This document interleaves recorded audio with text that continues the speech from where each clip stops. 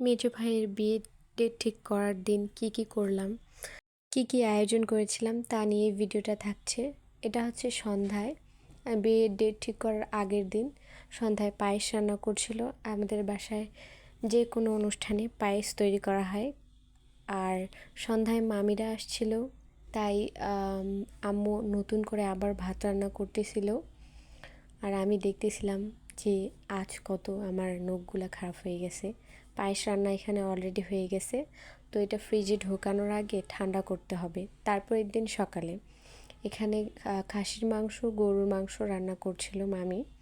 এখানে মুরগির মাংসগুলো ভাজছিল রোস্ট রান্না করার জন্য। ওই দিন আমরা সবাই সকালে উঠছিলাম, যেহেতু শুক্রবার ছিল আর শুক্রবার টাইমটা তাড়াতাড়ি যায়। এরপর আমি টেবিল পরিষ্কার করতে আসি।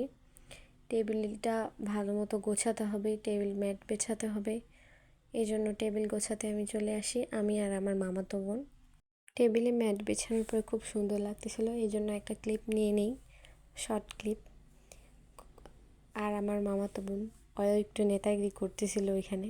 এরপর আমি আর আমার মামাতো বোন চলে যাই আমরা লেবু গাছ থেকে তুলতে। আমি তুলছিলাম আর ও বলছিল, আপু এটা তোলো, এটা ভালো, আপু ওটা তোলো, ওটা ভালো। কিন্তু অনেক কাটা ছিল, বেশ আমার হাতে অনেকগুলো কাটা ফুটছেও। তো লেবু তোলাটা অনেক কঠিন কাজ।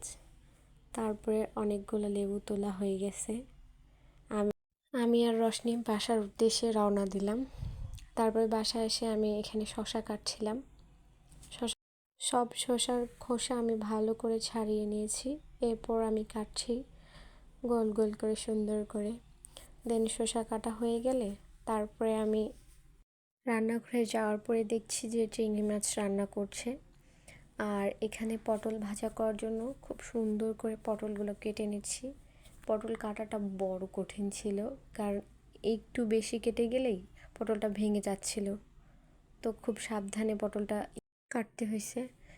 চিংড়ি মাছটা রান্না করছিল এক ফুপি, তো ওনার থেকে আম্মুর রান্নাটা বেশি ভালো হয়। মেনুতে ছিল ইলিশ মাছ, এটা ইলিশ মাছের ভুনা। আর ছিল মুরগির রোস্ট। বেশি আলোর কারণে, রোদুর কারণে ভালো ভিডিওতে ততটা ভালো লাগতেছে না। আর ছিল চিংড়ি মাছের ভুনা।